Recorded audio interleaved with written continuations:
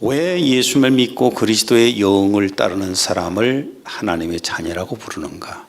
그것은 죽은 영에 하나님의 생명을 주셨잖아요. 죽은 영에 하나님의 생명을 주셔서 새로 창조하신 겁니다. 새로 그 영을 창조하셨어요. 그렇기 때문에 자녀라고 부릅니다. 에베소 4장 24절. 하나님을 따라 의와 참된 거룩함 안에서 창조된 새 사람을 입으라. 우리는 세상에서 어떻게 부르든 사람들이 나를 어떻게 부르든 그게 상관없이 하나님께서는 내 생명을 주어서 새로 창조한 너희는 내 아들과 딸이다, 이렇게 부르시는 겁니다.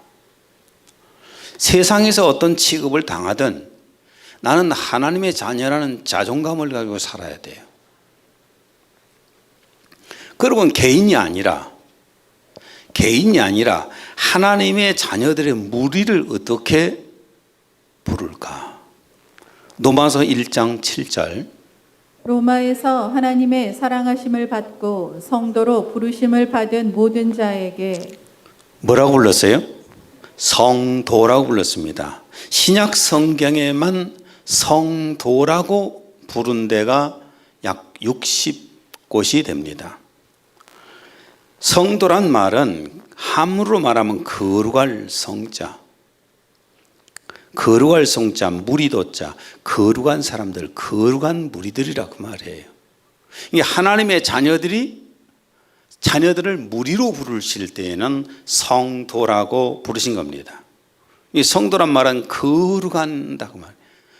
하나님 세상에서 뽑아내서 하나님 앞에 구별되어서 모인 거룩한 무리다, 이런 뜻입니다.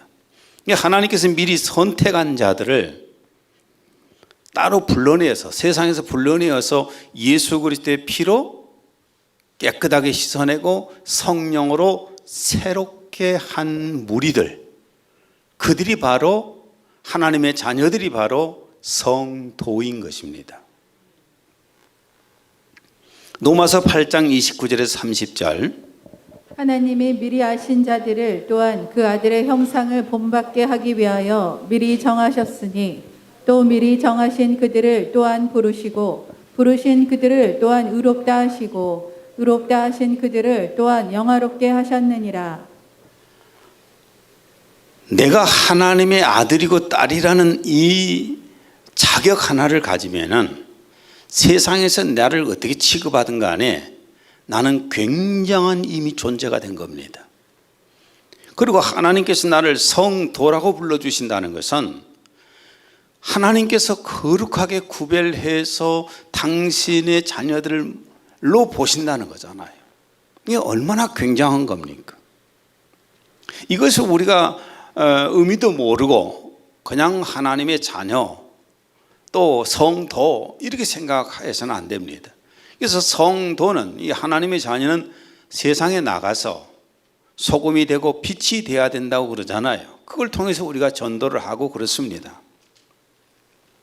그런데 이 성도가 거룩함을 잃어버렸을 때는 어떻게 될까? 성도가, 이 거룩한 무리가 거룩함을 잃어버렸을 때는 어떻게 될 것인가? 고린도전서 10장 20절입니다. 무릇 이방이 제사하는 것은 귀신에게 하는 것이요 하나님께 제사하는 것이 아니니 나는 너희가 귀신과 교제하는 자가 되기를 원하지 아니하노라. 높고 거룩하신 하나님의 자녀들은 높고 거룩한 사람들입니다. 그런데 하찮은, 정말 더럽고 악하고 버려진 이런 것들, 이런 귀신에게 엎드려 제사를 하고 절을 한다면은 그 모습이 얼마나 추합니까? 정말 겸손이 아니라 이거는 추한 모습이 되어버린 겁니다. 베드로후서 2장 20절. 만일 우리 주님이시며 구세주이신 예수 그리스도를 알게 됨으로써 세상의 더러운 것에서 벗어난 사람들이 다시 거기에 말려 들어가서 정복당하고 만다면 그런 사람들의 나중 처지는 처음보다 더 나빠질 것입니다. 그들이 올바른 길을 알지 못했던 편이 더 나을 것입니다. 개는 제가 토한 것을 도로 먹는다. 돼지는 몸을 씻겨 주어도 다시 진창에 뒹군다라는 속담이 그들에게 그대로 들어맞았습니다. 성도로 구별되어 하나님의 자녀가 된 사람들이 다시 이 악한 것에 돌아가서 우상 숭배를 하고 이런 하나님이 아닌 다른 것들을 숭배하는 이런 게 빠지게 되면은 그 나중 처지가 처음보다 못하게 된다는 겁니다. 그래서 속담을 얘기를 해서 개는 지가 토한 것을 도로 먹는다. 이게 더럽잖아요. 추하고 더럽잖아요. 또한 돼지는 몸을 씻겨주어도 다시 진창에 뒹군다. 이 속담. 세상에서 건져내어서 구별해서 깨끗하고 거룩한 존재를 만들었더니 세상 속에 들어가서 다시 악하고 더러운 존재가 되어버린다는 거예요. 이거는 성도가 이미 추하게 변해버린 모습입니다. 히브리서 6장 4절에서 6절. 한번 빛을 받아서 하늘의 선물이 주는 기쁨을 맛보고 성령을 나누어 받은 사람들이 또 하나님의 선한 말씀과 앞으로 올 세상의 권세의 맛을 본 사람들이 이제 배반하고 떨어져 나간다면 그것은 하나님의 아들을 다시 제 손으로 십자가에 못 박아 욕을 보이는 셈이니 그들에게는 다시 회개하고 새 사람이 될 가망이 없습니다.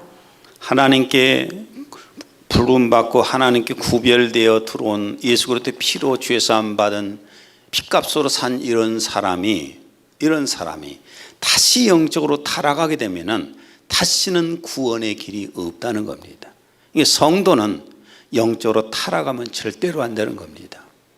우리는 거룩하신 예수 그리스도의 피로 죄사함 받았고 거룩하신 성령님에 의해서 새롭게 된 사람들입니다. 그리고 하나님의 생명은 새 생명을 받아서 하나님으로부터 새로 창조된 사람들입니다. 베드로전서 1장 15절. 오직 너희를 부르신 거룩한 이처럼 너희도 모든 행실에 거룩한 자가 되라. 우리는 거룩하신 분으로부터 구별되어 나온 성도들입니다. 그럼 성도답게 살아야 된다는 겁니다. 자, 이제 본론으로 들어가서 말씀을 드리겠습니다. 그러면은 그리스도의 교회는 어떤 공동체인가? 그리스도의 교회는 어떤 공동체인가? 첫째는 그리스도의 교회는 오직 예수 그리스도만 믿는 공동체입니다. 성도는 예수 그리스도만을 믿는 공동체가 바로 이 교회예요. 고린도전서 3장 11절 공동 번역입니다.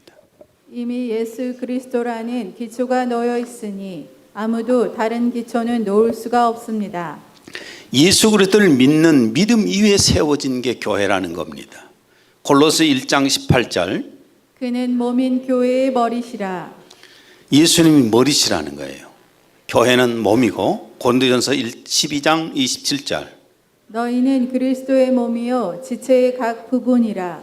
우리는 예수 그리스도는 머리시고 우리는 그분의 지체들이라고 말해요.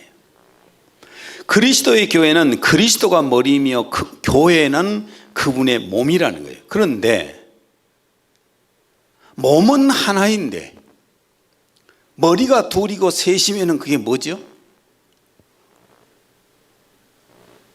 자, 몸은 하나인데 머리가 둘 달렸거나 셋 달렸거나 넷 달렸으면 이게 뭐예요?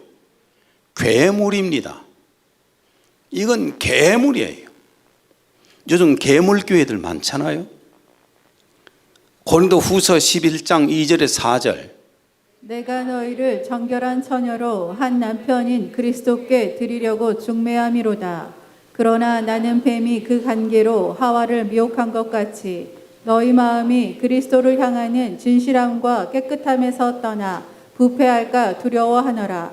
만일 누가 가서 우리가 전파하지 아니한 다른 예수를 전파하거나 혹은 너희가 받지 아니한 다른 영을 받게 하거나 혹은 너희가 받지 아니한 다른 복음을 받게 할 때에는 너희가 잘 용납하는구나. 교회는 다른 구원자, 다른 영, 다른 복음이 들어와서는 안 되는 겁니다. 그러니까 쉽게 말하면 교회는 예수님 외에 다른 어떤 것을 믿어서도 안 된다는 거예요. 나는 예전에는 기천불이란 말을 내 종종 썼습니다. 정치인들 가운데 종종 보면은 기천불들이 있어요. 기천불이 뭔지 아시죠? 교회 가면 기독교, 천주에 가면 천주교, 절에 가면 불교, 이 기천불들이 상당히 많이 있는데 정치하려니까 그럴 수밖에 없겠다고 이해는 좀 했지만 요즘 들어서 교회가 기천불이 많아요.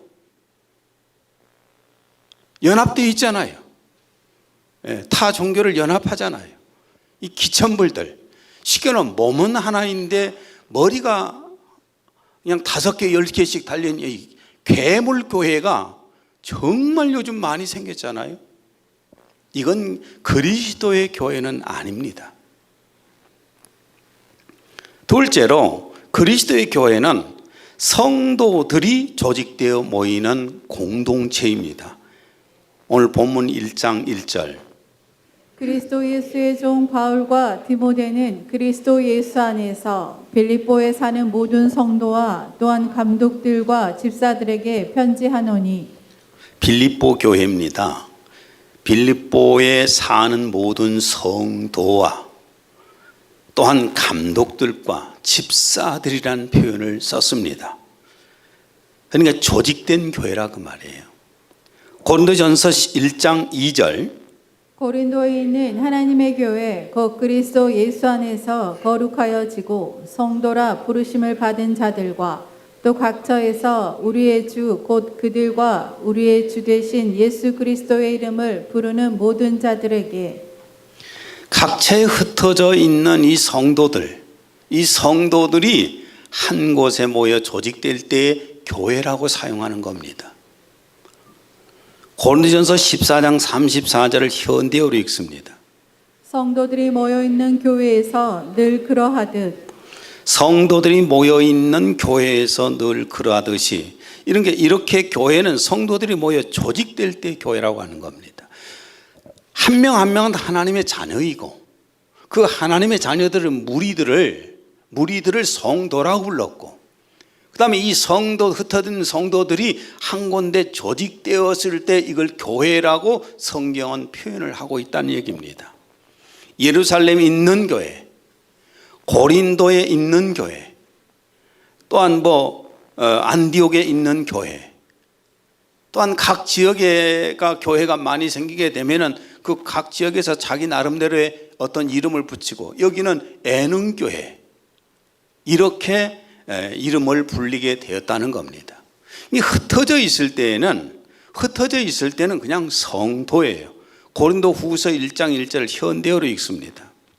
나 바울은 사랑하는 형제 디모데와 더불어 그곳 고린도에 있는 하나님의 교회와 아가야에 흩어져 사는 성도들에게 이 편지를 씁니다.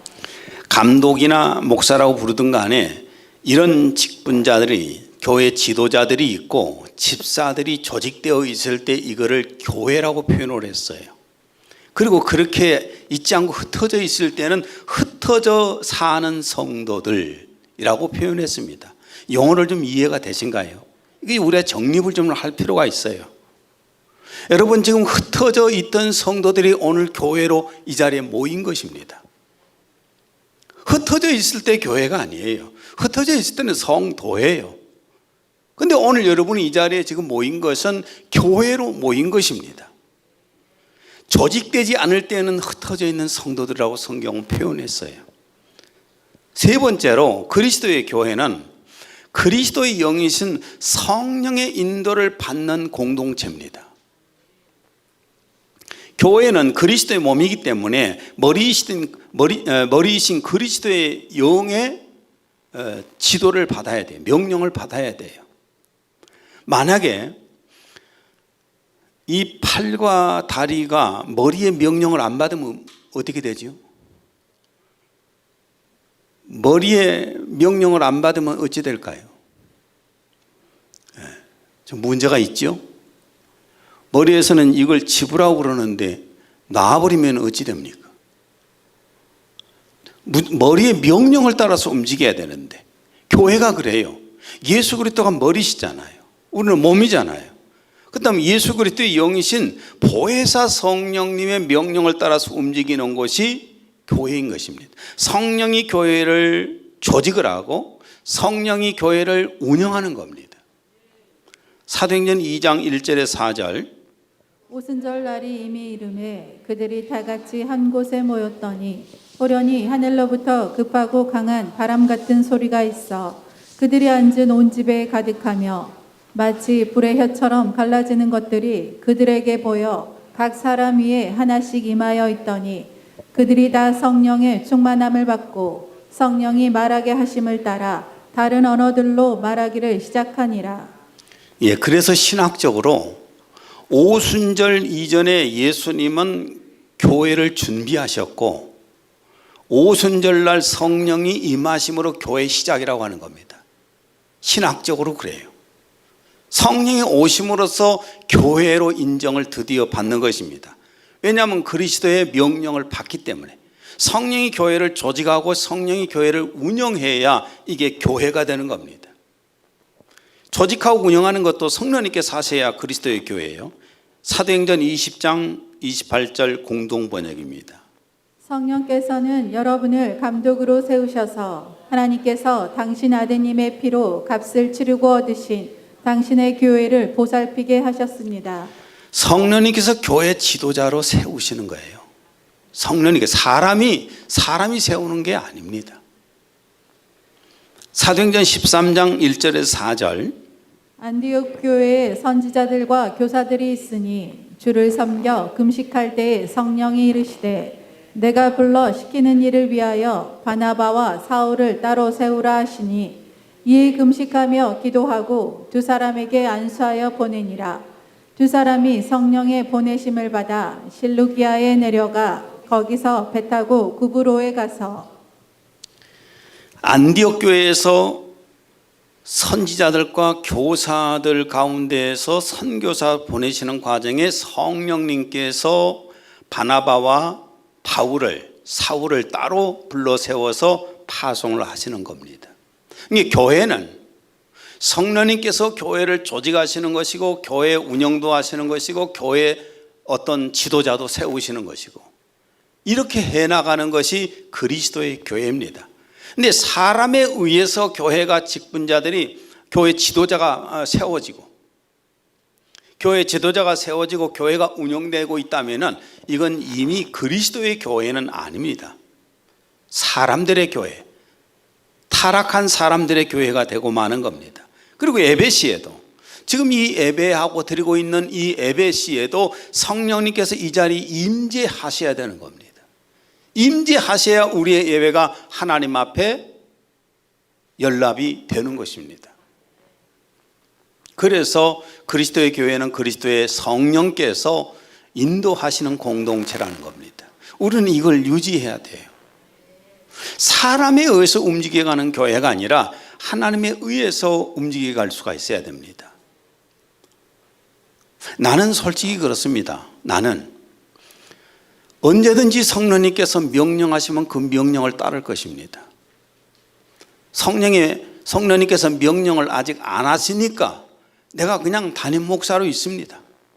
언제든지 성령님께서 허락하신다면 언제든지 저는 떠나갑니다.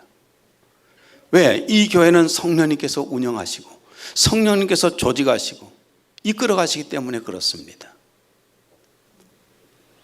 네 번째로 그리스도의 교회는 그리스도께서 주신 하나님의 진리의 말씀과 하나님의 은혜와 하나님의 사랑이 선포되는 공동체입니다. 요한복음 1장 14절 말씀이 육신이 되어 우리 가운데 거하심에 우리가 그의 영광을 보니 아버지의 독생자의 영광이요 은혜와 진리가 충만하더라. 예수 그리스도께서 주신 하나님의 은혜의 말씀과 진리의 말씀과 하나님의 은혜와 사랑이 바로 복음이라고 하는 겁니다. 이게 기쁜 소식이에요. 하나님의 사랑, 하나님의 은혜, 이것을 우리에게 전달해 준 것을 복음이라고 하는 것이고 하나님의 진리, 예수 그리스도를 통해서 우리에게 전해 주신 진리의 말씀이 내게 복음인 것입니다. 이것이 교회에서는 선포가 되어야 됩니다. 거룩한 복음 속에 이 거룩한 복음 속에 어떤 다른 종교의 어떤 그 메시지들이 전해지고 있고, 교훈이 전해지고, 어떤 세상적인 철학이 여기서 전해지고 있고, 정치학이 전해지고 있다면은 이것은 이미 타락한 교회가 되는 겁니다. 골로새서 2장 8절. 누가 철학과 헛된 속임수로 너희를 사로잡을까 주의하라. 이것은 사람의 전통과 세상의 초등학문을 따름이요 그리스도를 따름이 아니니라. 예. 나는 그렇습니다. 나는 설교할 때에 여러분이 얼마나 즐거워할 것인가, 기뻐할 것인가, 내가 얼마나 인기를 얻을 것인가, 이런 관심 없습니다. 나는 하나님 앞에 가서 과연 이 설교를 하고 매를 맞을 것이냐 안 맞을 것이냐 생각합니다. 하나님께 칭찬을 듣는다면 너무 좋고, 내가 설교해가지고 고생하고 열심히 준비해서 설교했다가 매 맞는다면 어찌 됩니까? 하나님의 말씀이 아닌, 하나님의 은혜와 사랑도 아니고 하나님의 진리의 말씀도 아닌 내용을 여러분에게 전해가지고 여러분의 영혼이 메말라 간다면 그건 내가 책임져야 될 문제잖아요. 절대로 설교는 여러분을 즐겁게 하기 위해서 하는 설교가 아니에요. 때로는 설교하다가 매를 맞을 수도 있잖아요. 예수님도 돌 맞아 죽을 뻔했고, 스데반도 돌 맞아 죽었고, 베드로서도 설교하다 옥에 갇혔고, 바울사도도 설교하다가 돌 맞아 죽을 뻔했고, 그게 설교입니다. 하나님의 마음에 쏙 들게끔 설교를 해야 되는 겁니다. 그런데 자꾸 쓸데없이 다른 종교의 무슨 교훈들이나 철학이나 정치나 이런 것들을 섞어 놓으면 이건 완전히 타락한 교회가 되고 마는 거예요. 돌솥밥이 참 맛있잖아요. 어디가 돌솥밥 먹으면 그렇게 맛있더라고요. 돌솥밥을 맛있게 만들어서 개똥 한 그릇, 해똥 한 숟갈 집어넣어서 비벼서 주면은 맛있게 드시겠습니까? 예? 아무리 기가 막히게 돌솥밥을 만들어 줘도 거기다가 똥을 집어넣고 비벼주는데 누가 그걸 먹습니까? 여러분, 세상 것들, 세상의 교훈들은 다 똥이에요. 바울사도 표현을 말하면은 배설물들, 똥과 같은 것들이에요. 그걸 갖다가 어떻게 하나님의 복음의 말씀 속에다 집어넣어서 비벼서 먹여요? 이미 그건 타락한 거죠. 예능교회는 주님 다시 오실 때까지 깨끗하고 거룩한 말씀으로 난 보존되기를 바랍니다. 요한복음 17장 14절에 17절. 내가 그들에게 아버지의 말씀을 주었더니 세상이 그들을 미워하였나이다. 이는 내가 세상에 속하지 아니한 것 같이 그들도 세상에 속하지 아니하기 때문이옵니다. 내가 기도하옵는 것은 아버지께서 그들을 세상에서 데려가시라는 것이 아니었고 그들을 악에서 보호해 주시라는 것이옵니다. 내가 세상에 속하지 아니한 것 같이 그들도 세상에 속하지 않사옵니다. 아버지의 진리로 그들을 거룩하게 하여 주옵소서. 아버지의 말씀은 진리니이다. 우리를 죄악에서 용서를 받게 하시고 깨끗하게 해주신 것은 예수 그리스도의 보혈입니다. 그러나 우리를 더러움 속에서 깨끗하게 만드는 것은 진리입니다. 근데 진리가 뭐예요? 아버지 말씀이 진리라고 그랬잖아요. 아버지의 말씀을 들으면서 우리가 깨끗해지는 겁니다. 세상에서 더러워진 것들, 세상에서 이런 것 저런 것 받아들여가지고 엄청나게 더러워진 것이 하나님 앞에 와서 하나님의 진리의 말씀을 들을 때 우리가 영혼이 맑아지는 거예요. 깨끗해지는 거예요. 우리 교회는 그런 교회가 되리라고 믿습니다. 다섯째로, 그리스도의 교회는 하나님께 예배하기 위해서 모이는 공동체예요. 예배가 첫째예요. 이사야 43장 7절. 내 이름으로 불려진 창조한 자를 오게 하라. 그를 내가 지었고 그를 내가 만들었느니라. 우리는 하나님의 은혜와 사랑에 감사하고 하나님의 위대하신 창조와 그 능력을 우리는 찬양하면서 영광을 돌리는 그런 단체입니다. 그런 공동체예요. 에베소서 5장 19절에서 21절 시와 찬송과 영적인 노래를 지어 말하고 너희 마음으로 주께 노래하며 아름다운 곡조를 만들고 항상 모든 일에 우리 주 예수 그리스도의 이름으로 하나님 아버지께 감사를 드리며. 이런 예배를 모여서 예배를 드립니까? 흩어져서 예배를 드립니까? 흩어져 있을 때는 교회가 아니라 성도라고 했잖아요. 모였을 때 우리는 교회라고 하는 겁니다. 교회로 모여야 예배를 드릴 수가 있는 거죠. 지금 코로나19로 인해서 각 교회들이 온라인 영상 예배를 발전시키고 있습니다. 굉장히 발전되어 가고 있어요. 근데 어떤 교회 사역자가 써놓은 글을 읽어봤는데, 자, 한번 봐보세요. 읽어보세요. 교회 예배 형식이 달라지면서 나는 첫 번째로 몸이 편해졌다. 아동부를 담당하지 않아도 되고 성가대를 서지 않아도 되고 오후 찬양팀을 하지 않게 되니 몸이 편하다. 둘째로 주일에 시간적인 여유가 생기니 가족과 함께 조금이나마 여유로운 여가 생활을 할 수 있게 되었다.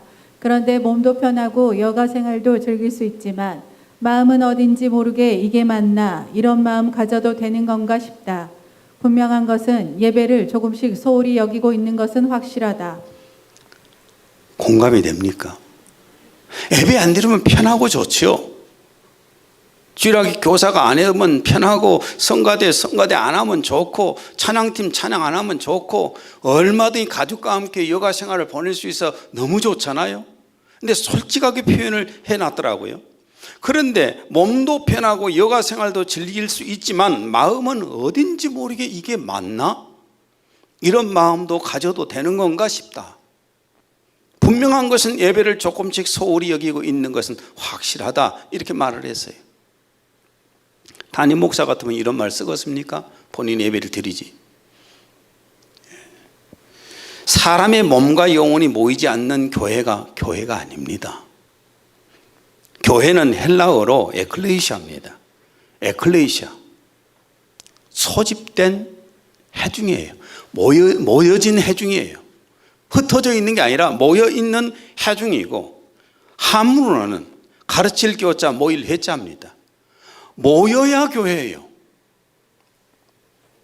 고린도 후서 1장 11절 고린도에 있는 하나님의 교회와 또 온 아가야에 있는 모든 성도에게. 자, 현대어로 또 읽습니다.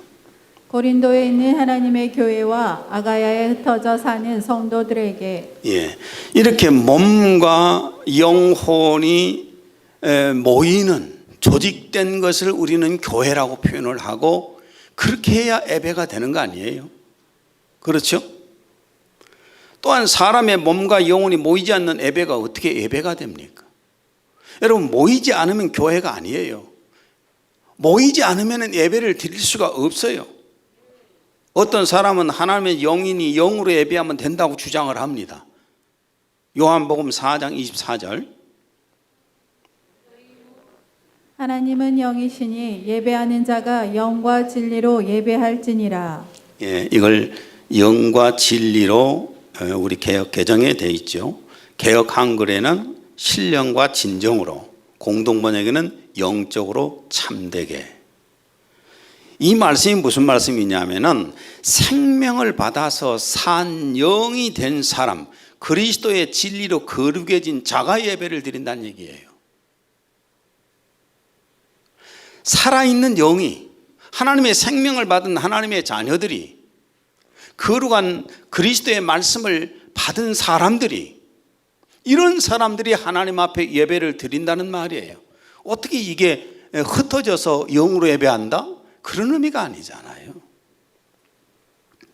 몸이 보이지 않는데, 몸이 모이질 않는데, 몸이 이곳에 모이지를 않는데 어떻게 영과 진리로 예배할 수가 있겠어요? 로마서 12장 1절 너희 몸을 하나님이 기뻐하시는 거룩한 산 제물로 드리라. 이는 너희가 드릴 영적 예배니라. 무엇으로 드린다고요? 몸으로 드리잖아요. 그렇죠? 내 몸이 모여서 하나님 앞에 드리지 않는데 그게 어떻게 예배가 됩니까?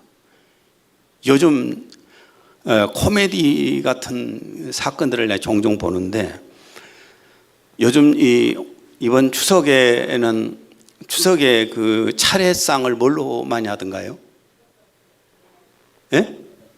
차례상을 뭘로 하죠? 온라인으로. 제사도 온라인으로. 성모객들도 온라인으로. 오지 말라고 말해요. 오지 말고 온라인에서 해라고 말해요. 참나 이런 모습.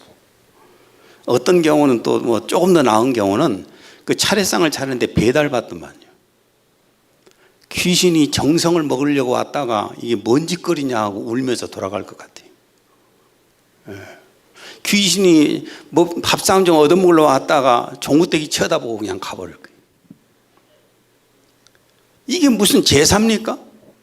똑같아요. 하나님 앞에 예배를 드리는데 몸뚱아리는 오지도 않고 멀리서 영상 쳐다보고 하나님 앞에 어떤 사람은 자빠질 수도 있을 것이고 어떤 사람은 차 안에서 둘이 노닥거리고 놀면서 가면서 영상 보기도 할 것이고 이게 무슨 예배라고 이걸 발전시켜 갑니까? 혼자서 하는 것은 예배가 아니라 이걸 잘 정리하십시오. 혼자서 하는 것을 예배가 아니라 개인의 경건 시간이라고 하는 겁니다. 경건 생활이라고 해요. 디모데전서 4장 5절 7절을 읽습니다. 하나님의 말씀과 기도로 거룩하여짐이라. 망령되고 허탄한 신화를 버리고 경건에 이르도록 내 자신을 연단하라. 혼자서 기도도 할 수 있고 혼자서 말씀도 묵상할 수 있고 혼자서 찬양도 할 수 있고 혼자서 나가서 봉사할 수도 있고 혼자서 전도할 수도 있지만은 예배는 모여야 됩니다. 예배는 공동체로 모여야만이 하나님께 예배를 드리는 겁니다. 히브리서 10장 25절 공동번역입니다. 어떤 사람들처럼 같이 모이는 일을 폐지하지 말고 서로 격려해서 자주 모입시다. 더구나 그날이 가까워 오는 것을 아는 이상 더욱 열심히 모이도록 합시다. 예, 우리는 예수 그리스도가 오실 시기가 다가올수록 더 열심히 모여서 예배를 드려야 되는 거예요. 사도행전 8장에 보면은 에디오피아 여왕의 재무장관이 예루살렘에 예배드리러 왔다 가는 모습을 보게 됩니다. 사도행전 8장 27절. 에디오피아 여왕 간데게의 모든 국고를 맡은 관리인 네시가 예배하러 예루살렘에 왔다가 돌아가는데 수레를 타고 선지자 이사야의 글을 읽더라. 당시 에디오피아에서 예루살렘까지 1500km 이상의 거리가 된다고 합니다. 1500m. 여기서 한양까지가 서울까지가 400km죠. 1500km 이상이 되는 거리를 마차를 타고 갔습니다. 절개 예배를 드리려면 가서 일주일 예배를 드립니다. 오고 가고 하는 시간까지 계산하면 얼마나 많은 시간이 걸렸겠어요. 예루살렘 성전에서 예배 드리는데 얼마나 소중하게 여겼으면 이렇게 시간을 많이 투자해 가면서 거기까지 갔겠습니까? 영상 미디어가 발달하지 못한 시대라서 어쩔 수 없이 이렇게 번거롭게 시간 낭비하면서 예배를 드렸다고 여러분은 생각하십니까? 오늘 영상 미디어가 많이 발달을 해서 우리는 그냥 집안에 앉아서 방콕하면서 예배 드릴 수 있고 자빠져서 예배 드릴 수 있고 차 안에서 노닥거리면서 예배 드릴 이렇게 생각하십니까? 여러분 근데 한 가지 분명히 기억해야 됩니다. 제사하는 목적이 뭐죠? 귀신한테 제사하는 목적이 뭐죠? 귀신이 와서 제사밥을 먹고 어떤 귀신한테 잘 보이려고 하는 거 아니에요? 근데 요즘 온라인 하면은 귀신이 좋아할 리가 없잖아요. 하나님 앞에 예배 드리는 목적이 뭡니까? 이걸 상실해버린 사람들이에요. 하나님 앞에 예배를 드리는 목적이 뭐냐? 그 목적은 이렇습니다. 내가 하나님으로부터 받은 은혜와 사랑에 감사하여서 여기 함께 하신 하나님 앞에 내가 그 은혜와 사랑에 대한 표현을 하는 거예요. 하나님 감사합니다. 하나님을 사랑합니다.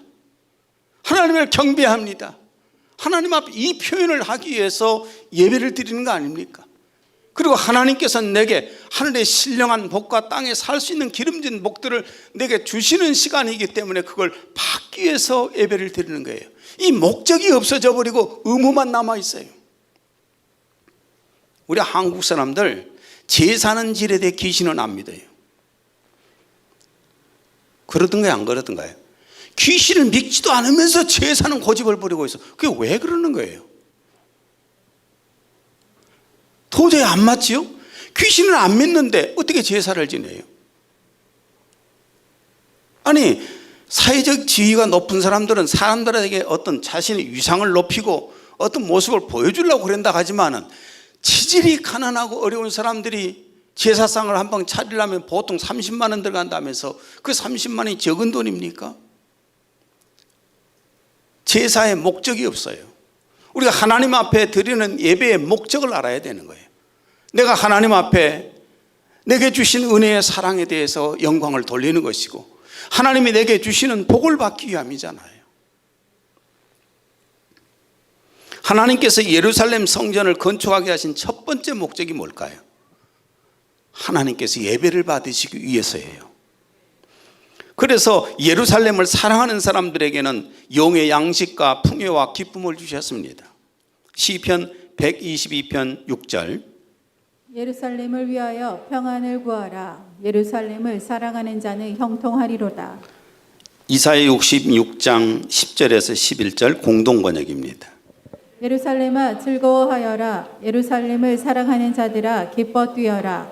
예루살렘이 망했다고 통곡하던 자들아 이제 예루살렘과 함께 기뻐하고 기뻐하여라. 너희가 그 품에 안겨 기원받으며 흡족하게 젖을 빨리라. 그 풍요한 젖을 빨며 흐뭇해하리라. 예루살렘에는 성전이 있잖아요. 그 하나님의 성전을 사모하는 사람들은, 사랑하는 사람들은 하나님이 이렇게 주시겠다는 거예요. 기뻐 받으시면서 그 삶 자체를 젖을 빨며 흐뭇해하리라. 지금도 하나님께서는 언제 찾아오셔서 예배를 받으시고 복을 주시는가? 요한복음 4장 23절입니다. 아버지께 참되게 예배하는 자들은 영과 진리로 예배할 때가 오나니 곧 이때라. 아버지께서는 자기에게 이렇게 예배하는 자들을 찾으시느니라. 언제 아버지께서 찾아오실까요?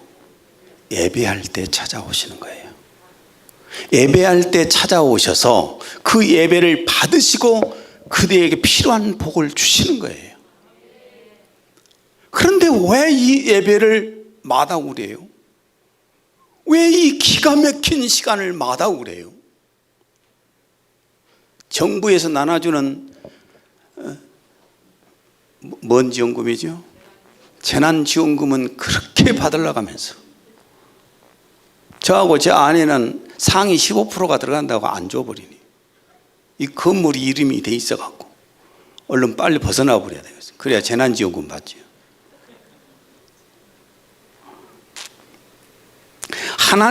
하나님께 드리는 예배를 사모함이 우리 마음에 정말 간절해야 돼요. 시편 42편 1절에서 2절 하나님이여 사슴이 시냇물을 찾기에 갈급함같이 내 영혼이 주를 찾기에 갈급하니이다. 내 영혼이 하나님 곧 살아계시는 하나님을 갈망하나니 내가 어느 때에 나아가서 하나님의 얼굴을 배울까? 우리는 주일 인생이 돼야 돼요. 언제 주일이 올까? 나는 오늘 이 주일 예배 딱 끝나잖아요. 바로 올라가자마자 말씀 준비해요. 바로 올라가자마자 그대로 말씀 준비합니다. 그리고 또 내일 아침에 준비하고 계속 준비하고. 그러면 제 인생이 무슨 인생이죠? 주일 인생이에요. 오직 주일을 위해서. 주일날 한 명도 안 빠지고 다 와서 은혜 받고 하나님께 예배 올렸으면 좋겠다. 이런 마음을 가지고 기도하고. 난 여러분이 주일 인생이 되었으면 좋겠습니다.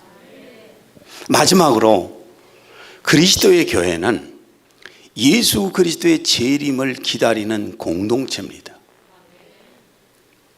예수 그리스도는 부활 승천하시면서 다시 오신다는 약속을 해 주셨습니다.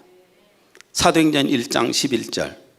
너희 가운데서 하늘로 올려주신 이 예수는 하늘로 가심을 본 그대로 오시리라 하였느니라.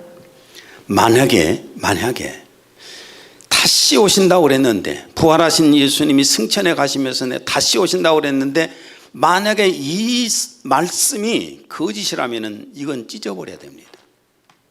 쓸모가치 없는 거예요. 오늘 예배 드리는 것처럼 망하는 일이에요. 여가생활 즐길 수 있는데 뭐 하는데 와서 예배를 드립니까? 오늘 헌금 드린 분들을 정말 손해를 엄청나게 본 사람들이에요. 왜냐? 하나님이 약속을 지키지 않는데 왜 하나님 앞에 헌금을 합니까? 복 주신다는 사기가 되어버리는 거예요. 그러나 분명히 기억하십시오. 하나님의 말씀은 1.1획도 틀리지도 않고 한 번 약속하신 걸 약속을 절대로 어기지도 않으십니다.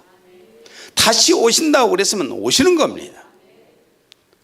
바울 사도도 예수 그리스도의 재림과 성도의 몸의 부활을 기다리라고 합니다. 데살로니가전서 4장 16, 17절.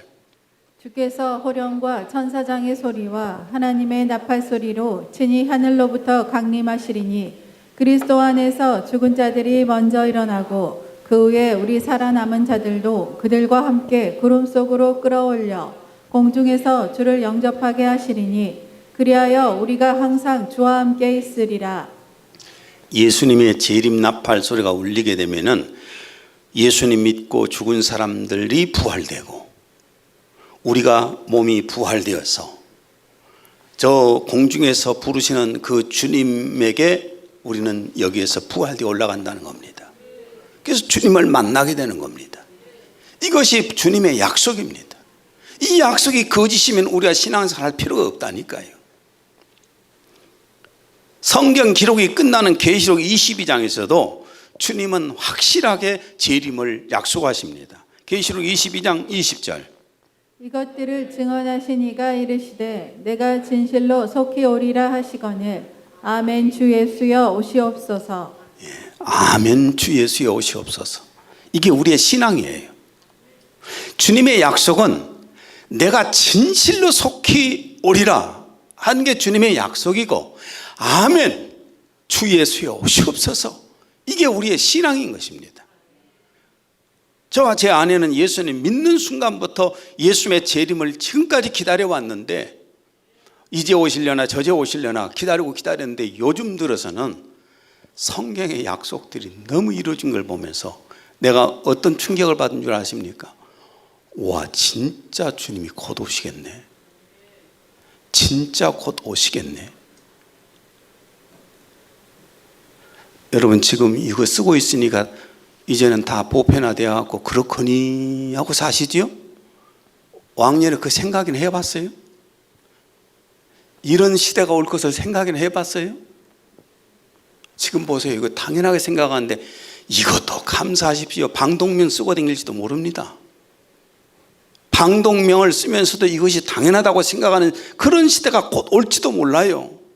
나는 근데 그 전에 주님이 오신다고 봅니다. 지금 주님이 곧 오실 시기예요. 아멘 주 예수여 오시옵소서라고 기다려야 돼요. 이렇게 우리 예능교회는 오직 예수 그리스도만 믿고 성령의 인도를 받고 그리스도께 주신 하나님의 진리의 말씀과 하나님의 은혜와 사랑을 선포하고 하나님께 예배하는 것을 멈추지 않을 것이고 우리 주 예수 그리스도의 재림을 기다리는 간절하게 기다리는 교회가 될 것입니다. 기도합니다. 하나님 아버지, 오늘은 그리스도의 교회는 어떤 공동체인가라는 주제로 말씀을 나눴습니다. 이 말씀이 우리의 뇌에 기록되게 하시고 우리의 마음에 믿음이 되어서 주님을 기쁘게 해드릴 수 있는 애능교회가 되고 한 사람 한 사람 하나님의 자녀들이 되게 하여 주옵소서. 예수님 이름으로 기도했습니다. 아멘.